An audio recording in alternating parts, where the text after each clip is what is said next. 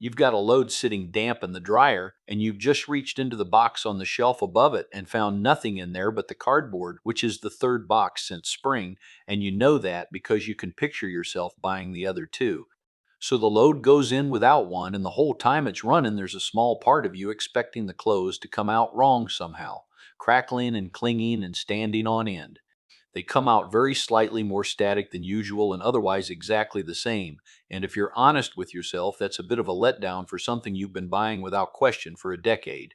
$12 for a box that holds a couple hundred sheets, 3 or 4 boxes a year going back as far as you can remember owning a dryer. Rebecca had that line in the notebook she used to keep for this house, sitting there under laundry alongside the detergent, small enough every single time that neither of us ever once stopped to add it up across a year. Now, I've called this a $12 scam in the title, and I want to walk that back a little before we go any further because I don't care to start a video by stretching the truth. A dryer sheet is not a scam in the sense of not working, and I'd be lying to you if I said otherwise, since it does precisely what it says it will, and it does it reliably. What I'd actually argue is that it's the most expensive possible answer to a problem that's mostly caused by how you're running your dryer in the first place, and that it does a second thing to your machine that nobody puts on the box. The 10-cent figure in that title deserves a correction as well, because 10 cents is roughly what one dryer sheet costs you, and the fix I'm going to give you is $15 once and then well under a penny a load for years afterward. So the honest framing is that the sheet is the 10-cent part and the fix is the cheap part. And I got that backward on the thumbnail to get you here, which is the sort of thing I'd rather admit to than have you notice on your own.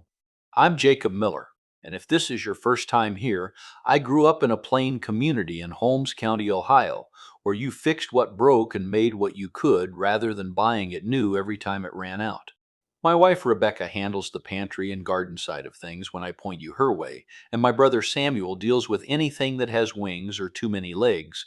But today it's the laundry room, which is a room that costs every household money every week, whether there are 5 people in the house or one. I'm going to show you what static actually is and why the sheet stops it, exactly what that sheet leaves behind on your clothes and on your machine, the 2-minute test on your lint screen that I think will genuinely surprise you, and how to get scent without a synthetic fragrance blend. I'll also give you the real cost of this over 10 years rather than over one box, and I'll be straight with you about the two situations where I'd still reach for something else entirely. So let's start with static, because almost nobody has had it explained to them properly, and it makes the rest of this obvious.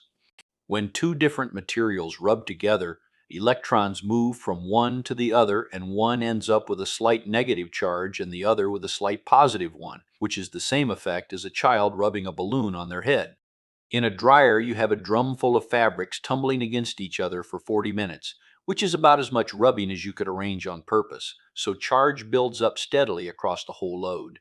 The reason it only bothers you sometimes is water, because even slightly damp cloth conducts that charge away harmlessly as fast as it builds, and completely dry cloth cannot do that at all. Which means static is not really a laundry problem, it's a dryness problem, and it appears at the exact moment your load crosses from dry into overdry, usually in the last 10 or 15 minutes of a cycle you didn't need to run.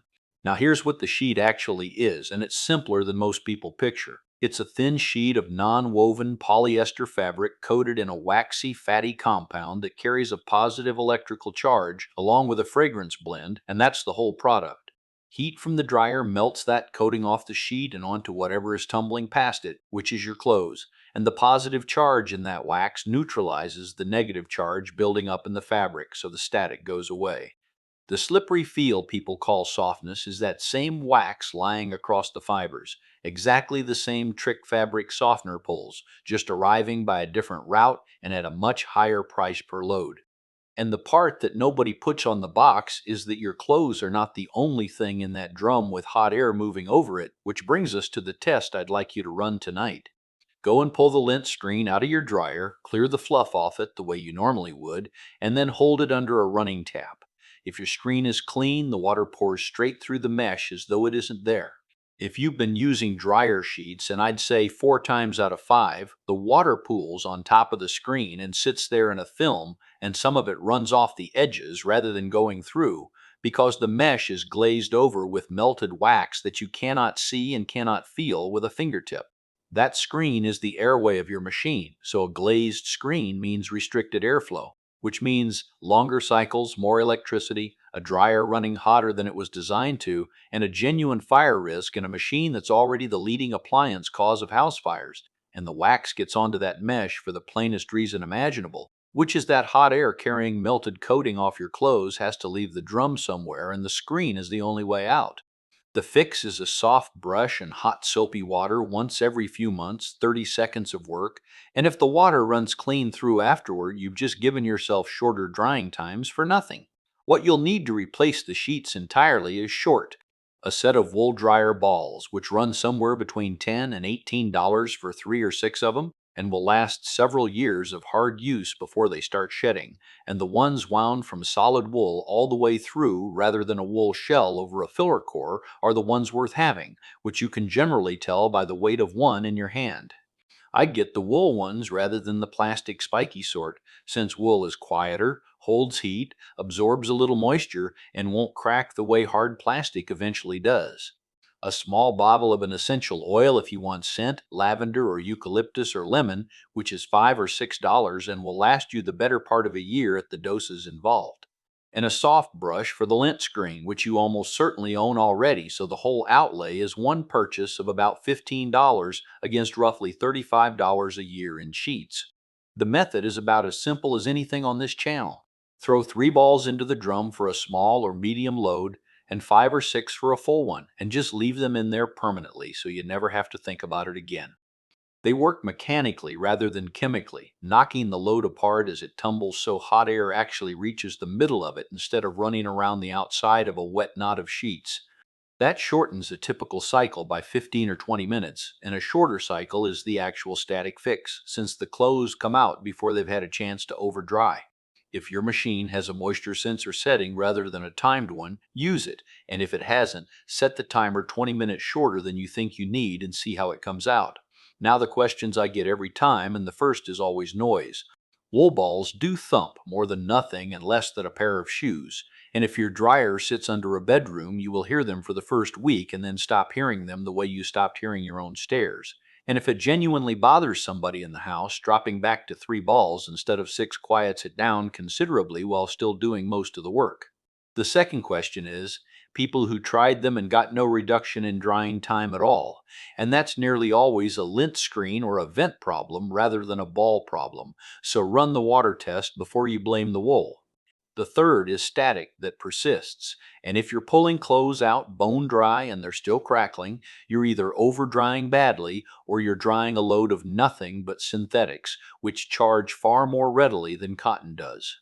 Splitting synthetics into their own shorter load fixes that almost every time, and pulling everything out a touch damp fixes the rest. There's a mix-up worth clearing up here as well, because these two products get spoken about as though they're different things.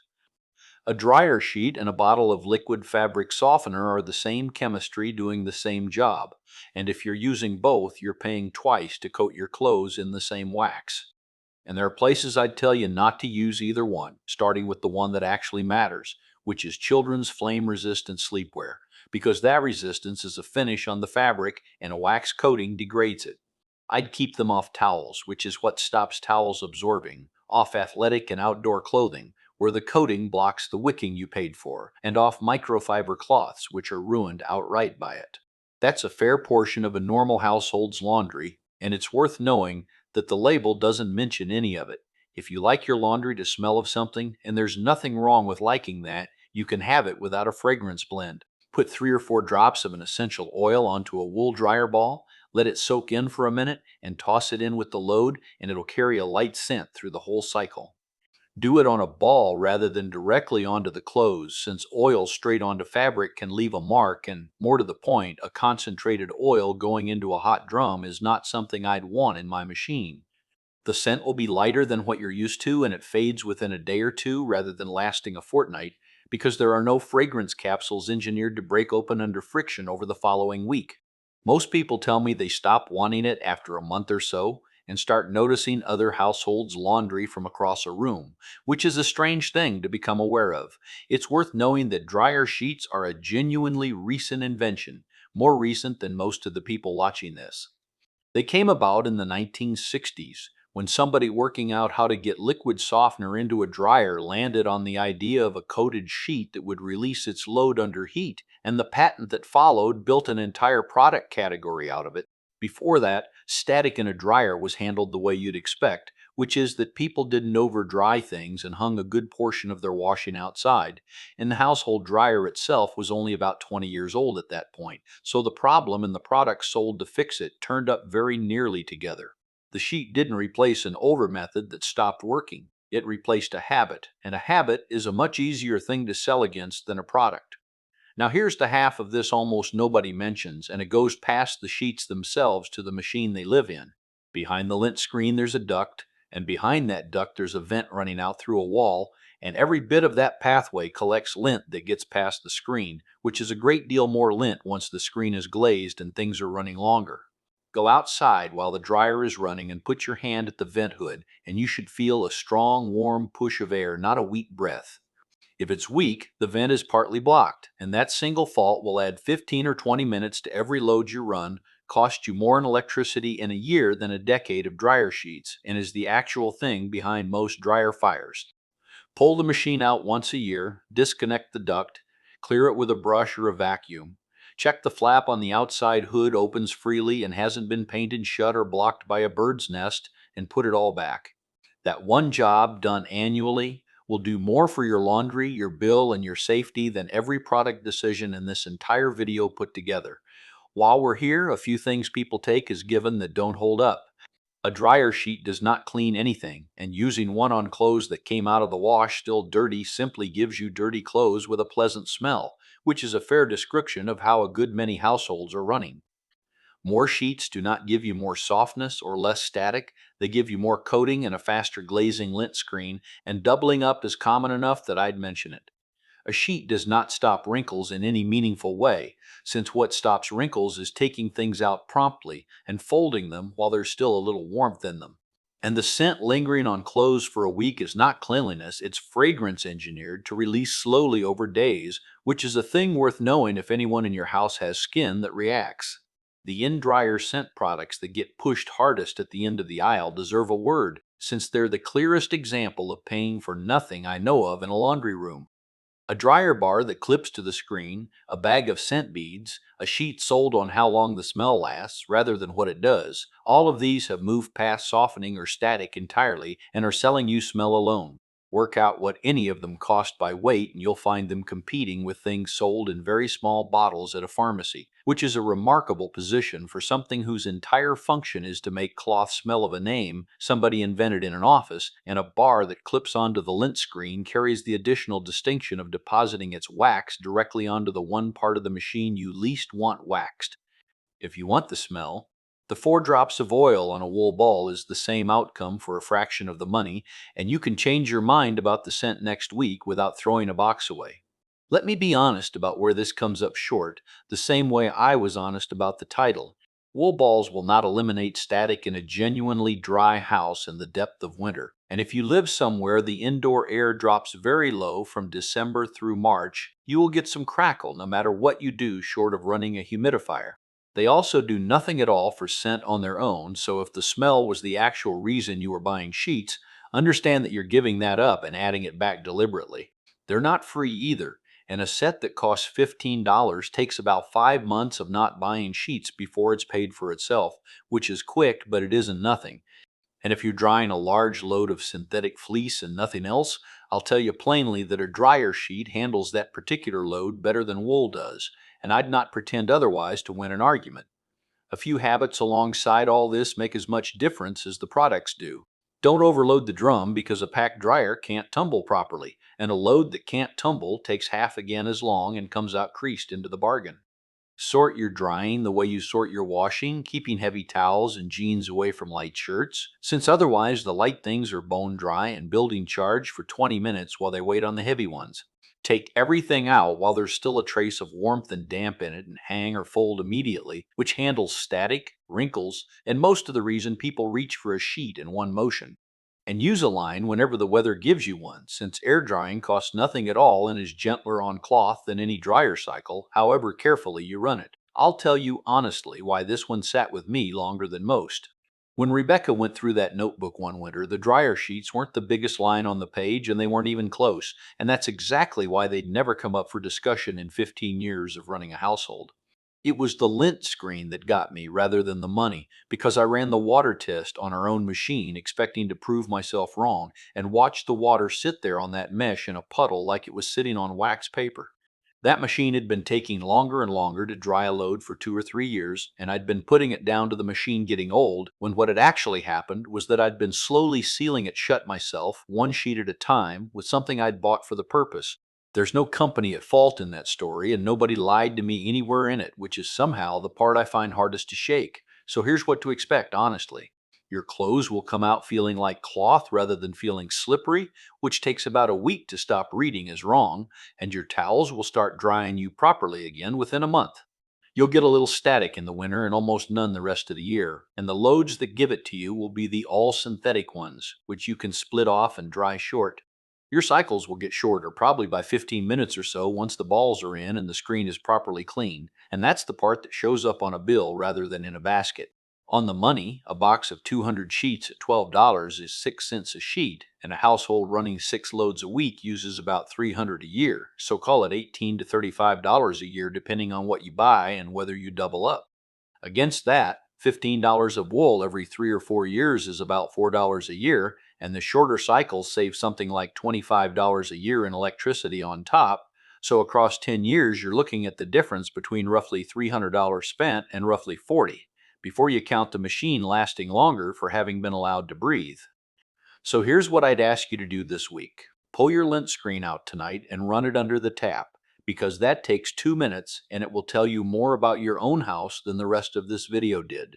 Order or pick up a set of wool dryer balls, put them in the drum and leave them there, and if you've a moisture sensor setting on the machine, start using it instead of the timer. Then set aside an hour on a weekend to pull the machine out and clear the vent duct properly, and check the outside hood while you're at it. Tell me in the comments what happened when you ran water over your lint screen, because I genuinely want to know how common the glazing is, and I've only got my own machine and a handful of neighbors to go on. And tell me what your winters are like where you are, because dry indoor air is the whole story on static, and somebody in Arizona is having a very different experience of this than somebody on the coast. If you've already made this switch, say how long the wool lasted you before it started shedding, since that's the number I'm least sure of. If the pests have been giving you as much trouble this summer as the laundry room has, my brother Samuel has a mosquito trap over on his channel that costs about what one box of dryer sheets does and lasts the whole season. Next time here, we're going after the blue bottle of glass cleaner, which is mostly water and dye and is very likely the reason your windows streak rather than anything you're doing with the cloth. Until then, run the water over your lint screen, put the wool in the drum, and pull the machine out and clear that vent before winter. Most of what's on the shelf above your dryer right now, you were taught you needed it. You weren't.